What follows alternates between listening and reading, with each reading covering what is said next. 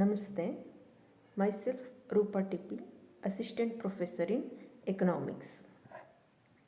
Digital learning ವತಿಯಿಂದ university Karnataka university Dharwad course BA 3rd sem subject economics paper mathematical and statistical economics unit first mathematical and statistical economics ಪತ್ರಿಕೆಯಲ್ಲಿ ಬರುವಂತಹ unit first ಅಧ್ಯಾಯ 1ರಲ್ಲಿ ಬರುವಂತಹ simple interest and compound interest ಸರಳ ಬಡ್ಡಿ ಮತ್ತು ಚಕ್ರ ಬಡ್ಡಿ ಇವುಗಳ ಬಗ್ಗೆ ಇಂದಿನ ತರಗತಿಯಲ್ಲಿ ನಾವು ಅಧ್ಯಯನ ಮಾಡೋಣ. ಸೊ ಸಿಂಪಲ್ ಇಂಟ್ರೆಸ್ಟ್ ಅಂದ್ರೇನು, ಕಾಂಪೌಂಡ್ ಇಂಟ್ರೆಸ್ಟ್ ಅಂದ್ರೇನು, ಸಿಂಪಲ್ ಇಂಟ್ರೆಸ್ಟ್ ಮತ್ತು ಕಾಂಪೌಂಡ್ ಇಂಟ್ರೆಸ್ಟನ್ನು ಹೇಗೆ ಕಂಡುಹಿಡಿಯೋದು ಅನ್ನೋದನ್ನು ಈ ತರಗತಿಯಲ್ಲಿ ನಾವು ನೋಡೋಣ. ಮೊದಲನೇದಾಗಿ simple interest, meaning of simple interest, ಸರಳ ಬಡ್ಡಿಯ ಅರ್ಥ ಅಂದರೆ ಸರಳ ಬಡ್ಡಿ ಅಂದರೆ ಏನು ಅನ್ನೋದನ್ನು ನೋಡೋಣ. Simple interest calculated on the principal portion of a loan or the original contribution to saving account. ಬಡ್ಡಿ ಅಂತ ಅಂದರೆ ನಾವು ಬಡ್ಡಿಯನ್ನು ಸಾಲದ ಮೇಲೆ ಕೊಡ್ತೀವಿ ಅಥವಾ ಠೇವಣಿಗಳ ಮೇಲೆ ಬಡ್ಡಿಯನ್ನು ಕೊಡ್ತೀವಿ. ಸೊ ಇಲ್ಲಿ ಸರಳ ಬಡ್ಡಿ ಅಂದರೆ ಏನು ಅಂತ ನೋಡೋದಾದರೆ, ಸರಳ ಬಡ್ಡಿಯನ್ನು ನಾವು ಏನು ಬಡ್ಡಿಯ ಪ್ರಿನ್ಸಿಪಲ್ ಅಮೌಂಟ್ ಇರುತ್ತೆ, ಸಾಲದ ಪ್ರಿನ್ಸಿಪಲ್ ಅಮೌಂಟ್ ಏನಿರುತ್ತೆ ಆ ಸಾಲದ ಪ್ರಿನ್ಸಿಪಲ್ ಅಮೌಂಟ್ ಮೇಲೆ ಕ್ಯಾಲ್ಕುಲೇಟ್ ಮಾಡಿ ಹಾಕುವಂಥದ್ದನ್ನೇ ನಾವು ಸರಳ ಬಡ್ಡಿ ಅಂತ ಕರಿತೀವಿ. ಅದು ಸಾಲದ ಪ್ರಮಾಣ ಇರ್ಬೋದು ಅಥವಾ ಠೇವಣಿಯ ಪ್ರಮಾಣ ಇರ್ಬೋದು. ಸೊ ಠೇವಣಿ ಮತ್ತು ಸಾಲದ ಪ್ರಮಾಣದ ಆಧಾರದ ಮೇಲೆ ಅದರ ಪ್ರಿನ್ಸಿಪಲ್ ಅಮೌಂಟ್ ಮೇಲೆ ನಾವು ಬಡ್ಡಿಯನ್ನು ಲೆಕ್ಕಾಚಾರ ಮಾಡಿದರೆ ಅದನ್ನು ನಾವು ಸರಳ ಬಡ್ಡಿ ಅಥವಾ ಸಿಂಪಲ್ ಇಂಟ್ರೆಸ್ಟ್ ಅಂತ ಕರಿತೀವಿ. So always simple interest will be calculated only on the principal amount. Principal amount ಮೇಲೆ ಮಾತ್ರ ನಾವು ಇಲ್ಲಿ ಬಡ್ಡಿಯನ್ನು ಲೆಕ್ಕಾಚಾರ ಮಾಡ್ತೀವಿ. ಸೊ ಹಾಗಾಗಿ ಇದನ್ನು ನಾವು ಸರಳ ಬಡ್ಡಿ ಅಂತ ಕರಿತೀವಿ. Simple interest always calculated only on the principal amount. Principal amount ಮೇಲೆ ಮಾತ್ರ ನಾವು ಸರಳ ಬಡ್ಡಿಯನ್ನು ಲೆಕ್ಕಾಚಾರ ಮಾಡ್ತೀವಿ ಅನ್ನೋದನ್ನು ನೋಡ್ತಾ ಇದ್ದೀವಿ. ಹಾಗಿದ್ರೆ ಫಾರ್ಮುಲಾ ಆಫ್ ಸಿಂಪಲ್ ಇಂಟ್ರೆಸ್ಟ್, ಸರಳ ಬಡ್ಡಿಯ ಸೂತ್ರ ಯಾವ ರೀತಿ ಇದೆ ಅನ್ನೋದನ್ನು ನಾವು ನೋಡೋಣ. Simple interest is determined by multiplying daily interest rate by the principal by the number of days. Interest rate, principal amount ಮತ್ತು ನಂಬರ್ ಆಫ್ ಡೇಸ್, ಈ 3 ಅಂಶಗಳ ಆಧಾರದ ಮೇಲೆ ನಾವು ಸಿಂಪಲ್ ಇಂಟ್ರೆಸ್ಟನ್ನು ಅಳತೆ ಮಾಡ್ತೀವಿ. ಅಂದರೆ ಸಿಂಪಲ್ ಇಂಟ್ರೆಸ್ಟ್ ಫಾರ್ಮುಲಾದಲ್ಲಿ ನಾವು ಮುಖ್ಯವಾಗಿ 3 ಅಂಶಗಳನ್ನು ಪರಿಗಣಿಸಬೇಕಾಗುತ್ತೆ. ಒಂದು ಇಂಟ್ರೆಸ್ಟ್ ರೇಟ್ ಆಫ್ ಇಂಟ್ರೆಸ್ಟ್ ಅಥವಾ ಮತ್ತೊಂದು ಪ್ರಿನ್ಸಿಪಲ್ ಅಮೌಂಟ್, ಮತ್ತೊಂದು ನಂಬರ್ ಆಫ್ ಡೇಸ್ ಅಥವಾ ಟೈಮಿಂಗ್ಸ್ ಅಂತ ಏನು ಹೇಳ್ತೀವಿ. ಸೊ ಆ 3ಅನ್ನು ಮುಖ್ಯವಾಗಿ ಸಿಂಪಲ್ ಇಂಟ್ರೆಸ್ಟ್ ಫಾರ್ಮುಲಾದಲ್ಲಿ ಗುರುತಿಸ್ತೀವಿ. ಸೊ ಇದನ್ನು ನಾವು ಫಾರ್ಮುಲಾ ರೂಪದಲ್ಲಿ ನೋಡೋದಾದರೆ ಸಿಂಪಲ್ ಇಂಟ್ರೆಸ್ಟ್ ಫಾರ್ಮುಲಾ ನೋಡಿ, SI = P × T × R / 100. ಇದು ಸಿಂಪಲ್ ಇಂಟ್ರೆಸ್ಟನ್ನು, ಸರಳ ಬಡ್ಡಿಯನ್ನು ಕಂಡುಹಿಡಿಯಲಿಕ್ಕೆ ಇರುವಂತಹ ಸೂತ್ರ. ಈ ಸರಳ ಬಡ್ಡಿಯನ್ನು ಕಂಡುಹಿಡಿಯಲಿಕ್ಕೆ SI = PTR / 100 ಎಂಬುವಂಥದ್ದು ಸೂತ್ರ. SI ಅಂದರೆ ಸಿಂಪಲ್ ಇಂಟ್ರೆಸ್ಟ್, ಸರಳ ಬಡ್ಡಿ, P ಅಂದರೆ ಪ್ರಿನ್ಸಿಪಲ್ ಅಮೌಂಟ್, T ಅಂದರೆ ಟೈಮ್ಸ್ ಅಥವಾ ನಂಬರ್ ಆಫ್ ಡೇಸ್ ಅಂತ ಹೇಳ್ತೀವಿ, R ಅಂದರೆ ರೇಟ್ ಆಫ್ ಇಂಟ್ರೆಸ್ಟ್ ಬಡ್ಡಿಯ ದರ / 100. ಇದು ಸಿಂಪಲ್ ಇಂಟ್ರೆಸ್ಟ್ ಕಂಡುಹಿಡಲಿಕ್ಕೆ ಇರುವಂತಹ ಸೂತ್ರ. ಇದನ್ನು ನಾವು ಮತ್ತೊಂದು ರೂಪದಲ್ಲಿಯೂ ಕೂಡ ಬರಿಬೋದು, PNR / 100 ಅಂತಲೂ ಬರಿಬೋದು. ಸೊ ಇಲ್ಲಿ P ಅಂದರೆ ಪ್ರಿನ್ಸಿಪಲ್ ಅಮೌಂಟ್, N ಅಂದರೆ ನಂಬರ್ ಆಫ್ ಡೇಸ್, R ಅಂದರೆ ರೇಟ್ ಆಫ್ ಇಂಟ್ರೆಸ್ಟ್. ಅಂದರೆ ಇಲ್ಲಿ ಟಿಯನ್ನು ನಾವು ಎನ್ ಅಂತ ಕೂಡ ಬರಿಬೋದು, ನಂಬರ್ ಆಫ್ ಡೇಸ್ ಅಥವಾ ನಂಬರ್ ಆಫ್ ಟೈಮ್ಸ್ ಅಥವಾ ಟೈಮಿಂಗ್ಸ್ ಅಂತ ಬರಿಬೋದು. ಸೊ ಈ ಎರಡು ರೂಪದಲ್ಲಿ ನಾವು ಸಿಂಪಲ್ ಇಂಟ್ರೆಸ್ಟ್ ಫಾರ್ಮುಲಾವನ್ನು ಬರಿಬೋದಾಗುತ್ತೆ. ಸೊ ಈ ಫಾರ್ಮುಲಾವನ್ನು ನೆನಪಿಟ್ಕೊಂಡು ನಾವು ಸುಲಭವಾಗಿ ಸರಳವಾಗಿ ಸಿಂಪಲ್ ಇಂಟ್ರೆಸ್ಟನ್ನು ಕಂಡುಹಿಡಿಬೋದು. ಅದನ್ನು ಹೇಗೆ ಕಂಡುಹಿಡಿಯೋದು ಅನ್ನೋದನ್ನು ನೆಕ್ಸ್ಟ್ ಎಕ್ಸಾಂಪಲ್ಸ್ ಮೂಲಕ ನೋಡೋಣ. ಈಗ ನಾನು ಇಲ್ಲಿ ಒಂದು ಎಕ್ಸಾಂಪಲ್ ಆಫ್ ಸಿಂಪಲ್ ಇಂಟ್ರೆಸ್ಟ್ಗೆ ಒಂದು ಲೆಕ್ಕವನ್ನು ತಗೊಂಡಿದ್ದೀನಿ. ಸೊ ಇಲ್ಲಿ ಬಂದು ಪ್ರಿನ್ಸಿಪಲ್ ಅಮೌಂಟು 1,00,000 ಇದೆ, ರೇಟ್ ಆಫ್ ಇಂಟ್ರೆಸ್ಟು 10% ಇದೆ, ಟೈಮಿಂಗ್ಸು 3 ಇಯರ್ಸ್ ಇದೆ. ಅಂದರೆ ಈಗ ಫಾರ್ ಎಕ್ಸಾಂಪಲ್ ನಾವು ಬ್ಯಾಂಕಲ್ಲಿ ಒಂದು ಬೈಕ್ ಲೋನನ್ನು ತಗೊಂಡಿದ್ದೀವಿ ಅಂತ ಇಟ್ಕೊಳ್ಳೋಣ. ಬೈಕ್ ಲೋನ್ ಎಷ್ಟನ್ನು ತೊಗೊಂಡಿದ್ದೀವಿ? ಪ್ರಿನ್ಸಿಪಲ್ ಅಮೌಂಟು 1,00,000 ಇದೆ, ರೇಟ್ ಆಫ್ ಇಂಟ್ರೆಸ್ಟ್ ಎಷ್ಟಿದೆ? 10% ಇದೆ, ಟೈಮಿಂಗ್ಸ್ ಎಷ್ಟಿದೆ? 3 ಇಯರ್ಸ್ ಇದೆ. ಸೊ ಇದನ್ನು ಈಗ ನಾವು ಇದಕ್ಕೆ ಸಿಂಪಲ್ ಇಂಟ್ರೆಸ್ಟನ್ನು ಫಾರ್ಮುಲಾ ಬಳಸಿ ಕಂಡುಹಿಡಿಬೇಕಾಗುತ್ತೆ ಅಲ್ವಾ. ಸೊ ಈಗ ಫಾರ್ಮುಲಾ ಬಂದು ಎಷ್ಟಿದೆ, ಏನಿದೆ? SI = PTR / 100 ಎಂಬುವಂಥ ಫಾರ್ಮುಲಾಕ್ಕೆ ನಾವು ಅದನ್ನು ಅಪ್ಲೈ ಮಾಡೋಣ. ನಾವು P ಅಂದರೆ ಪ್ರಿನ್ಸಿಪಲ್ ಅಮೌಂಟ್ ಎಷ್ಟಿದೆ? 1,00,000 ಇದೆ, ಮತ್ತು ಟೈಮಿಂಗ್ಸ್ ಎಷ್ಟಿದೆ? 3 ಇಯರ್ಸ್ ಇದೆ. ರೇಟ್ ಆಫ್ ಎಷ್ಟಿದೆ? ರೇಟ್ ಆಫ್ ಇಂಟ್ರೆಸ್ಟು 10% ಇದೆ. ಸೊ 1,00,000 × 3 × 10 / 100 ಅಂತ ಫಾರ್ಮುಲಾಕ್ಕೆ ಅಪ್ಲೈ ಮಾಡಿದಾಗ ನಮಗೆ ಸಿಂಪಲ್ ಇಂಟ್ರೆಸ್ಟ್ ಎಷ್ಟು ಸಿಗ್ತಾ ಇದೆ? 30,000 ಆಗ್ತಾ ಇದೆ. ಅಂದರೆ 1,00,000 ಪ್ರಿನ್ಸಿಪಲ್ ಅಮೌಂಟ್ಗೆ ನಾವು 3 ಇಯರ್ಸ್ಗೆ 10% ಇಂಟ್ರೆಸ್ಟ್ ರೇಟಂಗೆ ಎಷ್ಟು ಬಡ್ಡಿಯನ್ನು ಕಟ್ತಾ ಇದ್ದೀವಿ? 30,000 30,000 ಬಡ್ಡಿಯನ್ನು, ಸರಳ ಬಡ್ಡಿಯನ್ನು ಕಟ್ತಾ ಇದ್ದೀವಿ ಅಂತ ಲೆಕ್ಕಾಚಾರವನ್ನು ಮಾಡ್ದು. ಹೀಗೆ ಫಾರ್ಮುಲಾವನ್ನು ಉಪಯೋಗಿಸಿ ಸುಲಭವಾಗಿ ನಾವು ಸಿಂಪಲ್ ಇಂಟ್ರೆಸ್ಟನ್ನು ಕಂಡುಹಿಡಿಬೋದು. ನಂತರ ಇನ್ನೊಂದು ಲೆಕ್ಕವನ್ನು ನಾನು ನಿಮಗೆ ಹೇಳ್ತೀನಿ. ಇಲ್ಲಿ ಈ ಲೆಕ್ಕದಲ್ಲಿ P = 2,00,000 ಇದೆ, ಅಂದರೆ ರೇಟ್ ಆಫ್ ಇಂಟ್ರೆಸ್ಟು 5% ಇದೆ, T = 2 ಇಯರ್ಸ್ ಇದೆ. ಅಂದರೆ ಈಗ ಫಾರ್ ಎಕ್ಸಾಂಪಲ್ ನಾನು ಬಡ್ಡಿಯನ್ನು ನಾವು ಸಾಲದ ಮೇಲೂ ಪಡಿತೀವಿ ಅಥವಾ ಕೊಡ್ತೀವಿ, ಠೇವಣಿಯ ಮೇಲೂ ಬಡ್ಡಿಯನ್ನು ಕೊಡ್ತೀವಿ ಅಥವಾ ಪಡಿತೀವಿ ಅಂತ ಹೇಳಿದೆ. ಸೊ ಈಗ ಇಲ್ಲಿ ನಾನು ಅಲ್ಲಿ ಲಾಸ್ಟ್ ಎಕ್ಸಾಂಪಲ್ಲಿ ಬೈಕ್ ಲೋನ್ ಹೇಳಿದೆ, ಇಲ್ಲಿ ನಾವು ಡೆಪಾಸಿಟನ್ನು ತಗೊಳ್ಳೋಣ. ಈಗ ಫಾರ್ ಎಕ್ಸಾಂಪಲ್ ನಾನು ಬ್ಯಾಂಕಲ್ಲಿ 2 lakhs ಡೆಪಾಸಿಟ್ ಇಟ್ಟಿದ್ದೀನಿ. ಪ್ರಿನ್ಸಿಪಲ್ ಅಮೌಂಟು ನನ್ನ ಡೆಪಾಸಿಟ್ದು ಎಷ್ಟಿದೆ? 2 lakh ಇದೆ. ರೇಟ್ ಆಫ್ ಇಂಟ್ರೆಸ್ಟ್ ಎಷ್ಟಿದೆ? 5% ಇದೆ. ಎಷ್ಟು ಇಯರ್ಗೆ ನಾನು ಡೆಪಾಸಿಟ್ ಇಟ್ಟಿದ್ದೀನಿ? 2 ಇಯರ್ಸ್ಗೆ ಒಂದು ಫಿಕ್ಸ್ಡ್ ಡೆಪಾಸಿಟ್ ಇಟ್ಟಿದ್ದೀನಿ ಅಂತ ಉದಾಹರಣೆಯನ್ನು ತಗೊಳ್ಳೋದಾದರೆ 2 lakhs ಇಟ್ಟಿದ್ದೀನಿ, 5% ಹಂಗೆ 2 ಇಯರ್ಸ್ಗೆ ಅಂತಾದರೆ ಸಿಂಪಲ್ ಇಂಟ್ರೆಸ್ಟನ್ನು ಈಗ ಕಂಡುಹಿಡಿಬೇಕು. ಸೊ ಸಿಂಪಲ್ ಇಂಟ್ರೆಸ್ಟ್ ಸೂತ್ರ ನಮಗೆ ಗೊತ್ತಿದೆ, SI = PTR / 100. ಈ ಸೂತ್ರಕ್ಕೆ ನಾವೀಗ ಪ್ರಿನ್ಸಿಪಲ್ ಅಮೌಂಟನ್ನು ಅಪ್ಲೈ ಮಾಡೋಣ. ಪ್ರಿನ್ಸಿಪಲ್ ಅಮೌಂಟ್ 2 lakhs, ಮತ್ತು ಟೈಮಿಂಗ್ಸು 2 ಇಯರ್ಸು, ಮತ್ತು ರೇಟ್ ಆಫ್ ಇಂಟ್ರೆಸ್ಟು 5% / 100 ಅಂತ ಹಾಕಿದಾಗ ನಮಗೆ ಉತ್ತರ ಎಷ್ಟು ಸಿಗ್ತಿದೆ? 20,000 ಸಿಗ್ತಿದೆ.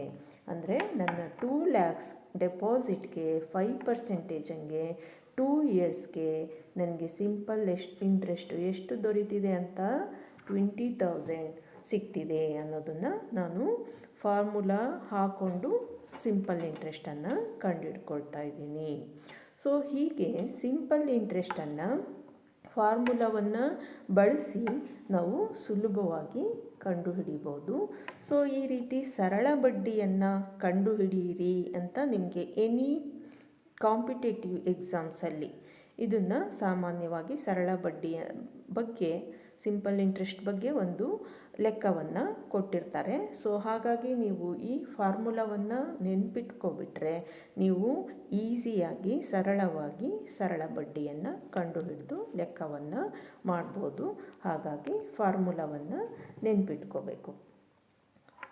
ಸೊ ನೆಕ್ಸ್ಟು ನಾವು ಕಾಂಪೌಂಡ್ ಇಂಟ್ರೆಸ್ಟ್ ಅಂದರೆ ಏನು, ಕಾಂಪೌಂಡ್ ಇಂಟ್ರೆಸ್ಟನ್ನು ಹೇಗೆ ಕಂಡುಹಿಡಿಯೋದು ಅನ್ನೋದನ್ನು ನೋಡೋಣ. ಮೊದಲನೇದಾಗಿ meaning of compound interest. Compound ಇಂಟ್ರೆಸ್ಟ್ಗೆ ನಾವು ಕನ್ನಡದಲ್ಲಿ ಚಕ್ರ ಬಡ್ಡಿ ಅಂತ ಕರಿತೀವಿ. Compound interest is interest calculated on the initial principal which also include all of the accumulated interest from previous periods on a deposit or loan ಅನ್ನೋದನ್ನು ಹೇಳುತ್ತೆ. ಅಂದರೆ ಇಲ್ಲಿ ಚಕ್ರಬಡ್ಡಿ ಪ್ರಿನ್ಸಿಪಲ್ ಅಮೌಂಟ್ ಜೊತೆಗೆ ಇನಿಷಿಯಲ್ ಪ್ರಿನ್ಸಿಪಲ್ ಅಮೌಂಟ್, ಪ್ರಾರಂಭದಲ್ಲಿ ಪ್ರಿನ್ಸಿಪಲ್ ಅಮೌಂಟನ್ನು ಜೊತೆಗೆ ಏನು ಮಾಡುತ್ತೆ, ಅದು ಇಂಟ್ರೆಸ್ಟನ್ನು ಸೇರಿಸ್ಕೊಳ್ಳುತ್ತೆ. ನಂತರದ ಅವಧಿಗಳಲ್ಲಿ ಇಂಟ್ರೆಸ್ಟನ್ನು ಸೇರಿಸ್ಕೊಂಡು ನಾವು ಬಡ್ಡಿಯನ್ನು ಲೆಕ್ಕಾಚಾರ ಮಾಡಿದರೆ ಅದನ್ನು ನಾವೇನಂತ ಕರಿತೀವಿ, ಚಕ್ರಬಡ್ಡಿ ಅಂತ ಕರಿತೀವಿ. ಅಂದರೆ ಪ್ರಾರಂಭದ ಅವಧಿಯಲ್ಲಿ ಪ್ರಿನ್ಸಿಪಲ್ ಅಮೌಂಟ್ಗೆ ಬಡ್ಡಿ ಲೆಕ್ಕಾಚಾರ ಮಾಡ್ತೀವಿ.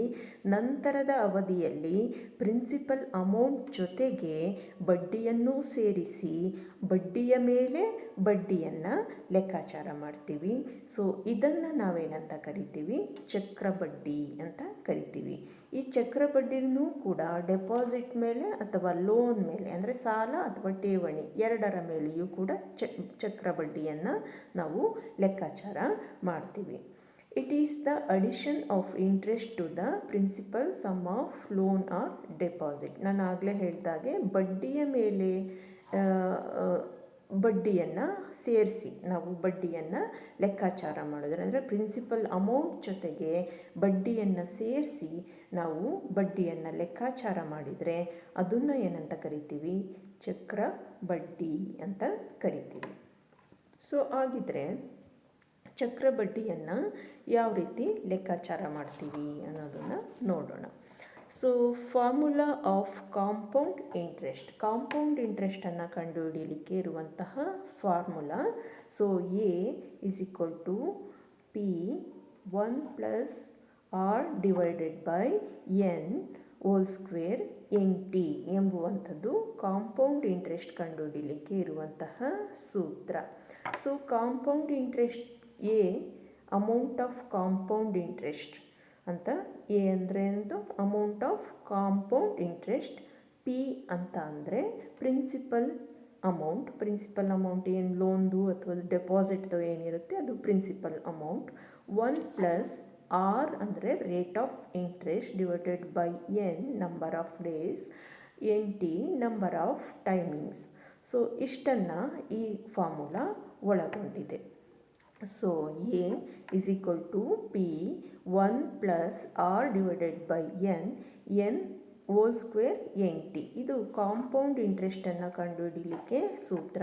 ಸೊ ನಾವು ಯಾವುದೇ ಲೆಕ್ಕ ಮಾಡಬೇಕಾದ್ರೆ ನಮಗೆ ಸೂತ್ರ ಫಾರ್ಮುಲಾ ತುಂಬ ಇಂಪಾರ್ಟೆಂಟು. ಸೊ ಅದನ್ನು ನೆನಪಿಟ್ಕೊಂಡ್ರೆ ನಮಗೆ ಸೂತ್ರವನ್ನು ಲೆಕ್ಕವನ್ನು ಮಾಡಲಿಕ್ಕೆ ಸುಲಭ ಆಗುತ್ತೆ.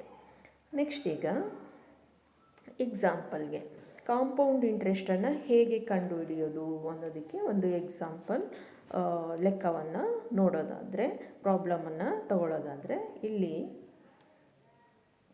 P ಇಸ್ ಈಕ್ವಲ್ ಟು 8,000 ಇದೆ principal amount, T is equal to 3 years ಇದೆ, R ಇಸ್ ಈಕ್ವಲ್ ಟು 5% ಇದೆ. ನಮಗೆ P ಅಂದರೆ ಗೊತ್ತು, ಪ್ರಿನ್ಸಿಪಲ್ ಅಮೌಂಟು ಅಂದರೆ ಸಾಲದ ಪ್ರಮಾಣ, T ಅಂದರೆ ಟೈಮಿಂಗ್ಸು 3 years ಇದೆ, R ಅಂದರೆ ರೇಟ್ ಆಫ್ ಇಂಟ್ರೆಸ್ಟು 5% ಇದೆ. ಅಂದರೆ ಈಗ 8,000 ಸಾಲವನ್ನು ನಾವು 5% ಇಂಟ್ರೆಸ್ಟಲ್ಲಿ 3 ವರ್ಷಕ್ಕೆ ತೊಗೊಂಡಿದ್ದೀವಿ.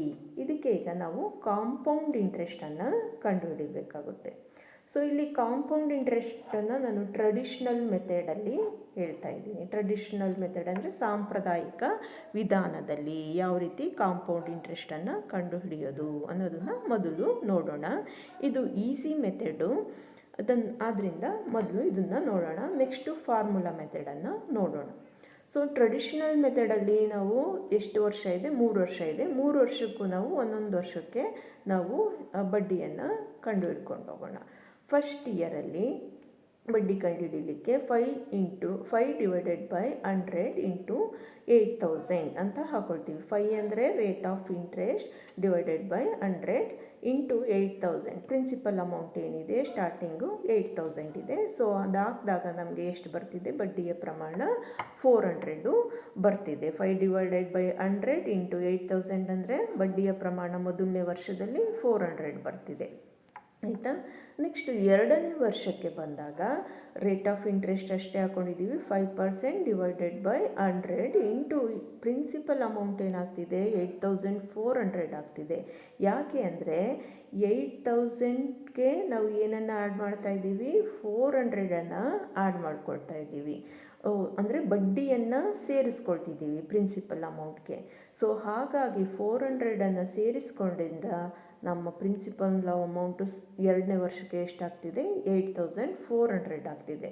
ಸೊ 5 ಡಿವೈಡೆಡ್ ಬೈ 100 ಇಂಟು 8400ಗೆ ನಮಗೆ ಬಡ್ಡಿ ಎಷ್ಟಾಗ್ತಿದೆ, 420 420 ರೂಪಾಯಿ ಬಡ್ಡಿ ಆಗ್ತಿದೆ.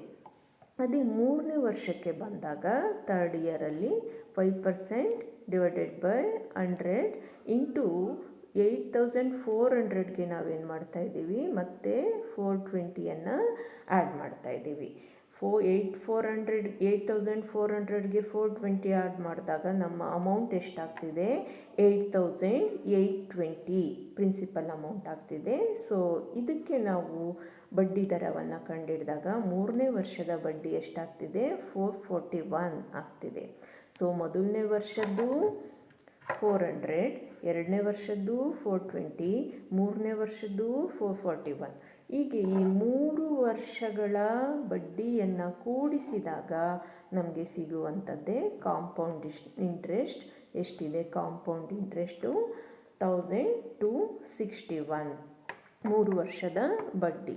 ಸೊ 1261 ಕಾಂಪೌಂಡ್ ಇಂಟ್ರೆಸ್ಟ್ ಪ್ರಮಾಣ ಆಗಿದೆ. 1261ಗೆ ಪ್ಲಸ್ 8000 ಸೇರಿಸ್ತಿದ್ದೀನಿ, ಯಾಕೆಂದರೆ 8000 ಏನಾಗಿದೆ ಪ್ರಿನ್ಸಿಪಲ್ ಅಮೌಂಟು. ಸೊ ಟೋಟಲ್ ನಮ್ಮ ಅಮೌಂಟ್ ಎಷ್ಟಾಗುತ್ತೆ ಆಗ 9261 ಆಗುತ್ತೆ.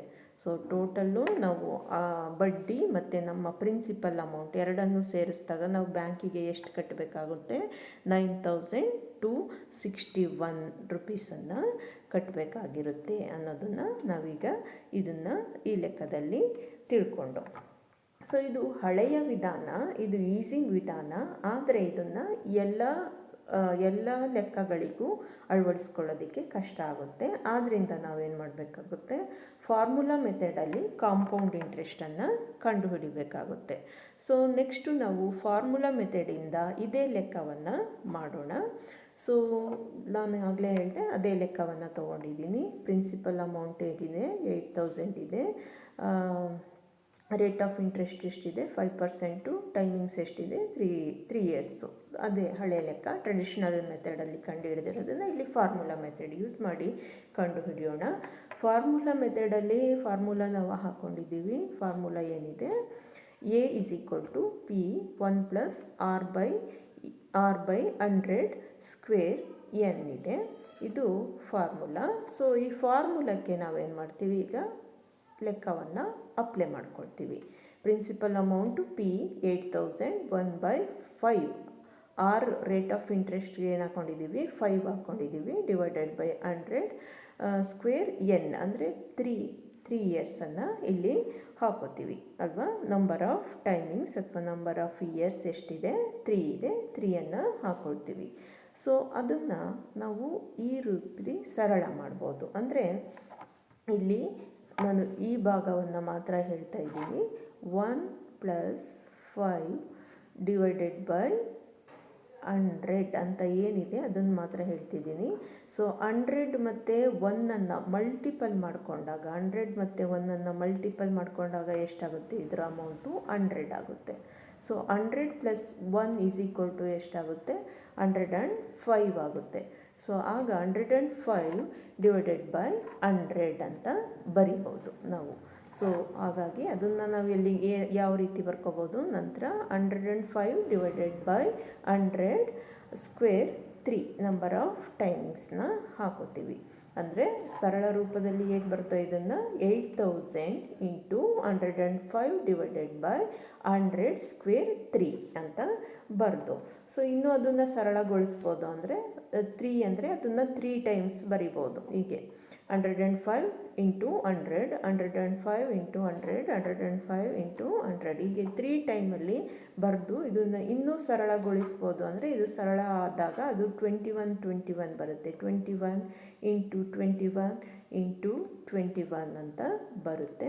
ಸೊ 21 ಇಂಟು 21 ಇಂಟು 21 ಅಂತ ಬಂದಾಗ ನಮ್ಮ ಆನ್ಸರ್ ಏನಾಗ್ಬಿಡುತ್ತೆ, total amount of compound interest ಎಷ್ಟಾಗುತ್ತೆ ಅಂದರೆ 9261 ಎನ್ನುವಂತಹ ಆನ್ಸರು ನಮಗೆ ಸಿಗ್ತದೆ. 21 ಇಂಟು 21 ಇಂಟು 21 9261. ನಾವು ಟ್ರೆಡಿಷನಲ್ ಮೆಥಡಲ್ಲೂ ಲೆಕ್ಕ ಹಾಕಿದ್ದೀವಿ. ನಮ್ಮ ಆನ್ಸರ್ ಎಷ್ಟು ಬಂತು, ಟೋಟಲ್ ಅಮೌಂಟು 9261 ಬಂತು. ಸೊ ಹೀಗೆ ಕಾಂಪೌಂಡ್ ಇಂಟ್ರೆಸ್ಟನ್ನು ಕಂಡುಹಿಡಿದು ನಾವು ಫಾರ್ಮುಲಾ ಪ್ರಕಾರನೂ ಕೂಡ ಕಾಂಪೌಂಡ್ ಇಂಟ್ರೆಸ್ಟನ್ನು ಕಂಡುಹಿಡಿಬೋದು. ಟ್ರೆಡಿಷನಲ್ ಮೆಥಡಲ್ಲೂ ಕಂಡುಹಿಡಿಬೋದು, ಫಾರ್ಮುಲಾ ಮೆಥಡಲ್ಲೂ ಕಂಡುಹಿಡಿಬೋದು. ಫಾರ್ಮುಲಾ ಮೆಥಡಲ್ಲಿ ಕಂಡುಹಿಡಬೇಕಾದ್ರೆ ನಮಗೆ ಫಾರ್ಮುಲಾವನ್ನು ಕರೆಕ್ಟಾಗಿ ಅಪ್ಲೈ ಮಾಡಿ ಅದನ್ನು ಸರಳೀಕರಣ ಮಾಡಲಿಕ್ಕೆ ಬರಬೇಕು. ತೀರಾ ಸರಳೀಕರಣ ಮಾಡೋದು ಕಷ್ಟ ಆಗುತ್ತೆ ಅಂದರೆ ನಿಮಗೆ ಎಕ್ಸಾಮ್ಸಲ್ಲಿ ಅವಕಾಶ ಇರೋದ್ರಿಂದ ಕ್ಯಾಲ್ಕುಲೇಟ್ರನ್ನು ಬಳಸಿ ಫಾರ್ಮುಲಾಕ್ಕೆ ಅಪ್ಲೈ ಮಾಡಿ ನೀವು ಲೆಕ್ಕವನ್ನು ಮಾಡ್ಬೋದಾಗಿರುತ್ತೆ. ಸೊ ಹೀಗೆ ಕಾಂಪೌಂಡ್ ಇಂಟ್ರೆಸ್ಟನ್ನು ಕಂಡುಹಿಡಿಯುವಂಥದ್ದು.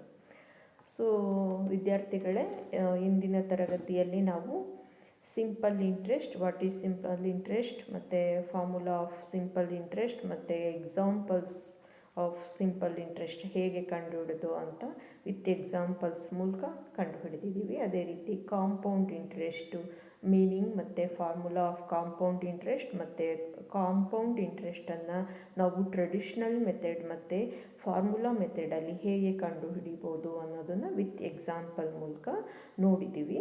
ಸೊ ನೀವು ಇನ್ನೂ ಹೆಚ್ಚಿನ ಸಿಂಪಲ್ ಇಂಟ್ರೆಸ್ಟ್ ಮತ್ತು ಕಾಂಪೌಂಡ್ ಇಂಟ್ರೆಸ್ಟ್ ಲೆಕ್ಕಗಳನ್ನು ಹಾಕ್ಕೊಂಡು ಪ್ರಾಕ್ಟೀಸ್ ಮಾಡಿದ್ರೆ ನಿಮಗೆ ಇನ್ನೂ ಸಿಂಪಲ್ ಇಂಟ್ರೆಸ್ಟ್ ಮತ್ತು ಕಾಂಪೌಂಡ್ ಇಂಟ್ರೆಸ್ಟ್ ಮಾಡೋ ಅಂಥದ್ದು ಇನ್ನೂ ಸರಳವಾಗಿ ಸುಲಭವಾಗಿ ಆಗ್ತದೆ.